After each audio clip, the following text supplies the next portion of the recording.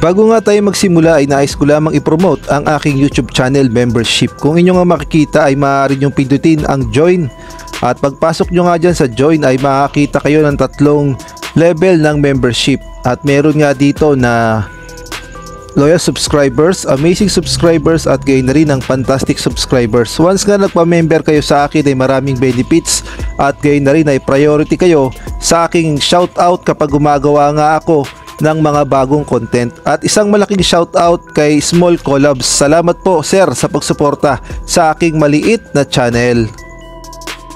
At mapunta na nga tayo sa ating main topic. Isa nga itong bad news para sa Gilas Pilipinas dahil ang center ng Gilas Pilipinas na si Junmar Fajardo ay hindi na nga makakasama sa first window ng laban ng Gilas Pilipinas kontra nga sa Hong Kong dahil si Abay nga ay meron ngang natamong injury sa kakatapos lamang na Commissioner's Cup, kaya naman out na si Abay sa Gilas Pilipinas para nga sa first window. At ayon na rin nga yan sa naging report ng One Sport na ito ngang si Abay ay hindi na makapaglaro sa Gilas Pilipinas sa first window. Ang sabi nga dito, speedy recovery, Abay. At ang naging sanhi nga daw ng injury ni Abay, ito nga daw sa kanyang calf injury na nakuha niya nung Game 4 sa PBA Commissioner's Cup Finals, kaya naman malabo na nga na makasama pa si Abay sa Gilas Pilipinas sa first window.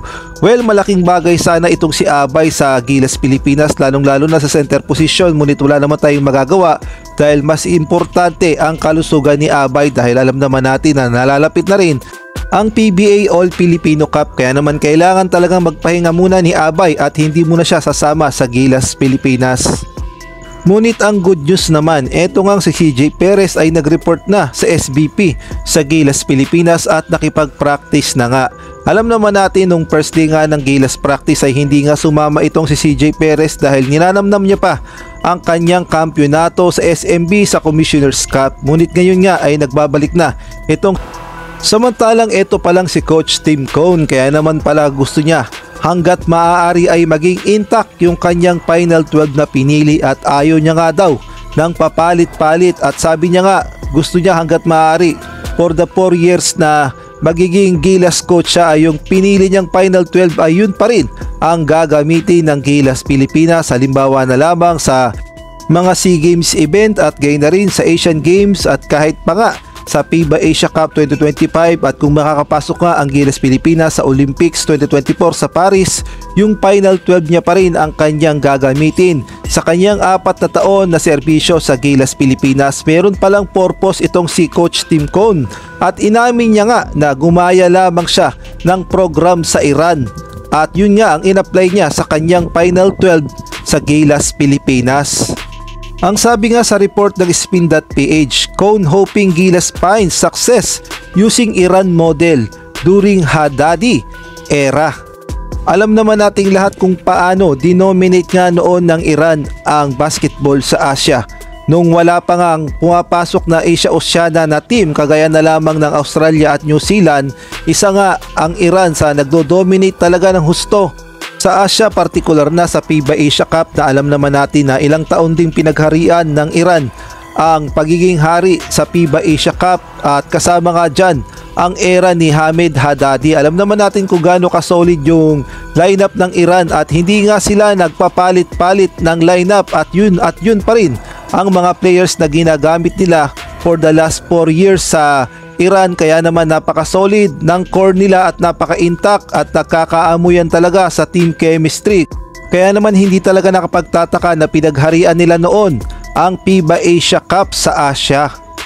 Kaya naman yan nga yung gustong mangyari ni Coach Tim Cone na sa 4 na taon ay gagamitin nga nila yung program o yung blueprint ng Iran at i-apply niya nga sa Gilas Pilipinas. Kaya naman ayaw niya nga magpapalit-palit ng lineup at gusto niya hanggat maaari intact yung kanyang Final 12 na gagamitin para sa Gilas Pilipinas, gayon na rin sa mga laban ng Gilas Pilipinas, partikular na sa SEA Games, Asian Games at gayon na rin sa FIBA Asia Cup, sa World Cup at kahit pa sa Olympics. Samantalang eto namang si Japet Aguilar, alam naman nating lahat na pinatawag nga ito ng SBP upang ipalit kay AJ Edo dahil si AJ Edo nga ay meron pa ngang injury, kaya naman ito nga daw si Japet Aguilar ang kanila munang replacement dito kay AJ Edu. Ngunit ay na rin mismo sa report ng Spin.ph ay mukhang hindi pa nga daw sigurado ang SBP dito sa status ni Japet Aguilar kung tuluyan na ba nilang isasama ito sa Final 12 ni Coach Tim Cone na lalaban sa Hong Kong at gayon na rin sa Chinese Taipei. Kumbaga questionable pa nga ang status ni Japet Aguilar at ay na rin yan sa SBP. At ang sabi nga ng SBP, hindi pa nga daw clear itong si Japet Aguilar kung siya nga ang kukuha ng spot ni AJ Edu sa Gilas Pilipinas. Ngunit ang good news naman, eto ngang si Renz Abando na alam naman natin na kinukumplay nga ng Gilas fans na dapat daw sinama ni Coach Tim Cone sa kanyang Final 12. At gayon na rin itong si Mason Amos. Ang good news nga, ito palang si Mason Amos ay nakalista na pala sa listahan ni Coach Tim Cone sa Gilas Pilipinas. Ngunit reserve player muna nga, at kahit nga itong si Lakay Renz Abando ay nasa listahan na rin ni Coach Tim Cone sa Gilas Pilipinas as reserve player.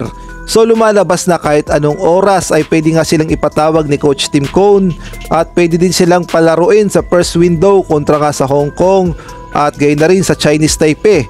Kahit nga sa second window ay pwede silang ipatawag kung sakaling gagamitin sila kontra naman sa New Zealand. Ang mahalaga naman, ito ngang si Mason Amos at gayon na rin itong si Renz Abando ay meron na ngang spot para sa Gilas Pilipinas at ay na rin yan sa naging report. Dito nga makikita natin na sabi nga itong si Renz Abando at si Mason Amos ay i-recruit nga at gagawing reserve player para sa Gilas Pilipinas under Coach Tim Cone. At sa ibang balita naman, ang makakalaban nga ng Gilas Pilipinas sa kanilang second game na Chinese Taipei, ayon nga sa mga report na lumalabas ay marami nga daw itong problema, partikular na sa kanilang mga players at muntik na nga daw mag-back out at hindi na lalaban sa Gilas Pilipinas. Ngunit marami naman ang nagsasabi na baka daw strategy lang yan ng Chinese Taipei at gusto lang nila maging underdog at masyado lang nila binubus ang kumpiyansa ng Gilas Pilipinas at baka nga daw manggulat pa ang Chinese Taipei kapag nagkaharap na sila ng Gilas Pilipinas. At ayon pa nga sa report, baka nga gamitin ng Chinese Taipei itong si Jeremy Lin na isang ex-NBA player kontra nga sa Gilas Pilipinas. Ang sabi kasi sa report, ito ngang si Ma'am Erica D, ang Executive Director ng Gilas Pilipinas, sinabi nga na wala pa daw nire-release na national team lineup ang Chinese Taipei. At sabi pa nga dito, hindi daw sigurado kung maglalaro itong si Jerry Mylin kung maglalaro ba o hindi para sa Chinese Taipei.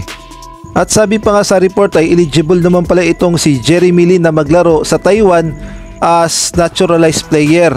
Ngunit kung igagrant nga ng FIBA yung kanyang Taiwanese passport ay pwede din siyang maglaro as local player.